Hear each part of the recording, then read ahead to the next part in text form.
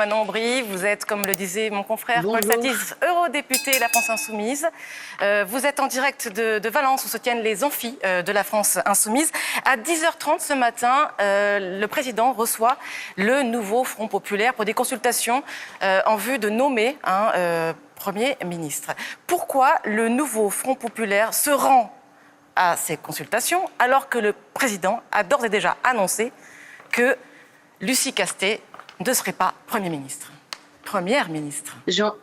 J'ai envie de dire que ces consultations auraient dû se tenir dès le soir du 7 juillet dernier, où, je le rappelle, Emmanuel Macron a perdu les élections. Son camp est arrivé derrière le Rassemblement national et derrière le nouveau Front populaire que nous représentons, qui est arrivé en tête. Donc nous nous rendons à ce rendez-vous avec un seul objectif, un seul mot d'ordre très clair, celui de dire que le respect des institutions, le respect de la démocratie impose la nomination de Lucie Castet à Matignon, puisque c'est la candidate du nouveau Front populaire. Et j'y vois plusieurs signes. D'abord, le fait que nous soyons reçus en premier dans l'ordre protocolaire, c'est bien le symbole que nous sommes arrivés en tête de ces élections, certes avec une majorité relative, mais nous avons la majorité la plus large possible que nous puissions dégager à l'heure actuelle, dans la situation actuelle à l'Assemblée nationale. Et puis j'y vois un deuxième signe que celui-là nous avons provoqué. Pour tout vous dire, la manière dont se déroulera ce rendez-vous, auquel assistera également les chefs de parti et les présidents de groupe, nous avons pris la décision côté Nouveau Front Populaire que c'est Lucie Castet elle-même qui mènera, au nom de l'ensemble des forces politiques du Nouveau Front Populaire, les discussions, l'entretien avec Emmanuel Macron, comme finalement pour préfigurer une cohabitation qui doit s'imposer à tous et à Emmanuel Macron. Vous souhaitez en quelque sorte tordre le bras du président, mais est-ce que ça ne risque pas finalement d'être un coup d'épée dans l'eau ? Pardon, tordre le bras, ça voudrait dire que nous imposerions Lucie Castet comme première ministre, mais c'est pas nous qui l'imposons, ce sont les Françaises et les Français, c'est la démocratie. Ce serait la première fois dans notre histoire que le bloc politique qui est arrivé en tête n'est pas en capacité de gouverner, que le président de la République refuse de nommer ce bloc politique. Que l'on m'explique aujourd'hui quel bloc politique a une majorité plus large que la nôtre. Le président se dit du côté des Français, garant des institutions et surtout de l'expression de leur vote. Il dit que la France Insoumise et le RN, comme le RN, ne font pas partie de l'arc gouvernemental. Donc, Lucie Castet au sein du NFP, c'est non tant qu'il y a le LFI. Mais je comprends bien que ça lui déplaise au président de la République d'avoir perdu les élections, c'est jamais agréable et je n'aurais pas aimé les perdre, ces élections. Mais le fait est qu'il les a perdues et que s'il se veut être le garant des institutions, alors il doit s'assurer que ces institutions sont respectées et qu'il nomme Lucie Castet Première ministre. Je veux dire, Lionel Jospin, en 1997, Jacques Chirac avait attendu 7 petits jours pour le nommer. Cela fait aujourd'hui, à l'heure où je vous parle, 38 jours. C'est historique, non seulement dans la Ve République, que nous avons un gouvernement démissionnaire depuis 38 jours, donc que nous n'avons pas de gouvernement, mais c'est historique aussi sous la 4e République. Même sous la 4e République, il n'avait pas eu une période de vacances de pouvoir aussi longue. Et pendant ce temps-là, on a un gouvernement, un Premier ministre qui envoie des lettres de cadrage budgétaire aux ministres démissionnaires pour faire 10 milliards d'euros de coupes budgétaires. Mais on se rend compte de la situation folle dans laquelle on a un gouvernement démissionnaire qui fait des coupes budgétaires, qui va sacrifier l'éducation, la santé un peu plus, avec aucun mandat démocratique pour le faire. Lucie Castet se dit prête à faire des consensus, des compromis. Qu'est-ce qu'elle veut dire par là ? Lucie Castet Quelles sont ses marges de manœuvre ? Et Lucie Castet a dit ce que nous disons depuis le début. Si le nouveau Front populaire est arrivé en tête, c'est évidemment sur la base du programme du nouveau Front populaire. Donc c'est le point de départ. Elle n'est pas, si elle devient Premier ministre, elle n'est pas là pour appliquer le programme de la droite ou de je ne sais quelle autre force politique. Mais nous avons également conscience que nous n'avons pas de majorité absolue à l'Assemblée nationale. Donc l'objectif, c'est de partir du programme du nouveau Front populaire et de rétablir un dialogue parlementaire, de sortir de la brutalité parlementaire. parlementaire. Alors je sais que ça fait un peu bizarre au vu de ce que nous avons subi ces derniers mois, ces dernières années, multiplication de 49.3, et un passage en force totale vis-à-vis des institutions.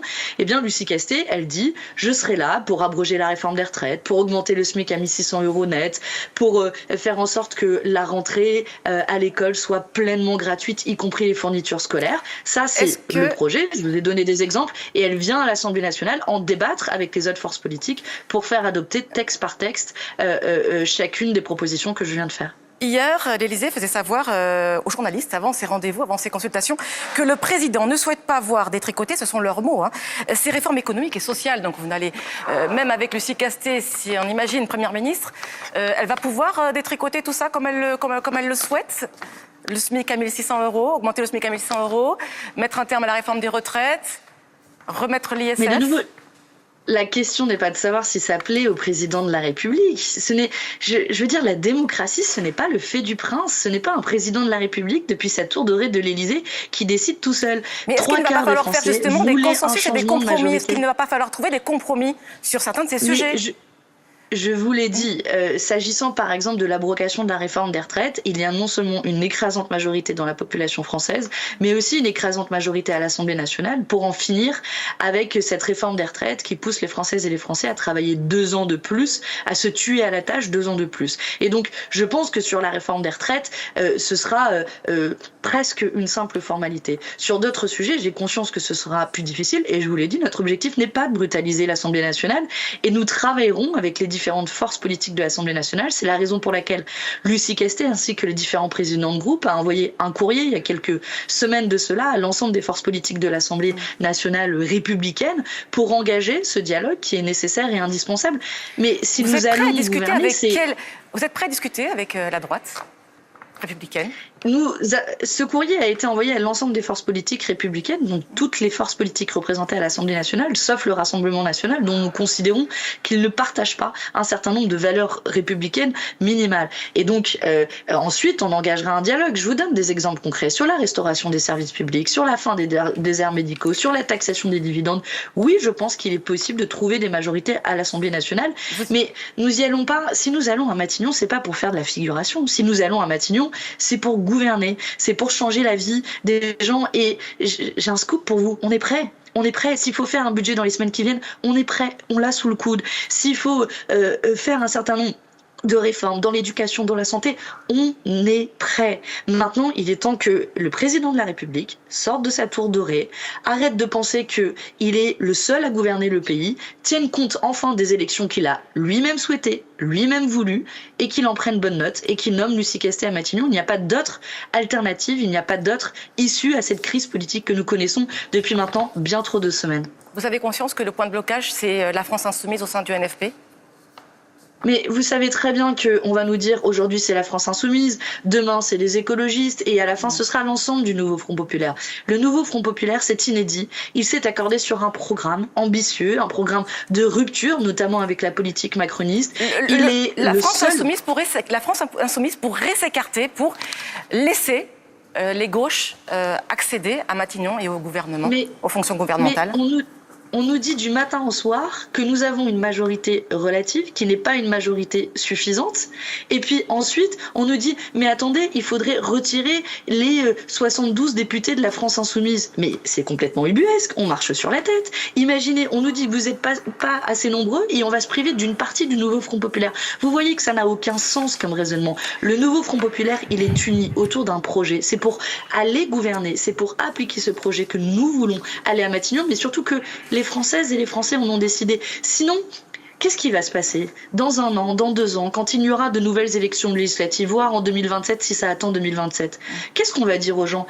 Allez voter, mais le résultat des urnes ne sera pas respecté. C'est la démocratie que nous sommes en train de sauver et j'en appelle à l'ensemble des démocrates, des républicains de notre pays. Qu'ils soient d'accord ou non avec le nouveau Front populaire, il en va du respect de cette démocratie. Une dernière question, Manon Aubry. Dans une lettre à la présidente du Parlement européen, Roberta Metsola, 51 députés Renaissance demande la levée de l'immunité de Rima Hassan, la députée européenne de la France insoumise. Il lui reproche sa présence à une manifestation pro-Hamas en Jordanie.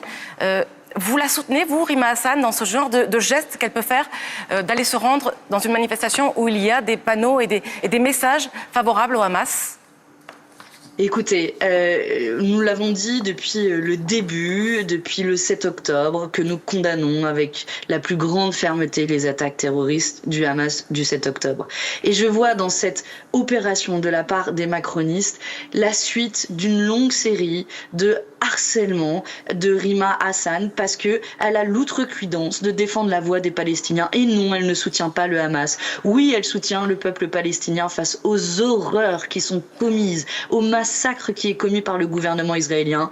Rima Hassan a participé à des manifestations comme nous le faisons en soutien au peuple palestinien et jamais elle n'a et ne soutiendra le Hamas. Pour le reste, une lettre de demande de levée d'immunité, j'y vois là aussi une terrible remise en cause de l'indépendance de la justice. Vous savez, pour lever l'immunité des parlementaires, il faut le faire quand c'est nécessaire, mais quand il y a des poursuites judiciaires qui sont engagées. Or, jusqu'à preuve du contraire, il n'y a aucune poursuite judiciaire qui est engagée contre Rima Hassan. Donc, je vais être assez claire et simple. Ça suffit. Ces tentatives d'intimidation de tous les partisans de la paix en Palestine et il ferait mieux de se servir de leur temps de parole médiatique pour défendre un cessez-le-feu à Gaza face aux horreurs qui sont commises. Merci Manon Aubry d'avoir été avec nous pour répondre à mes questions ce matin sur France Info TV.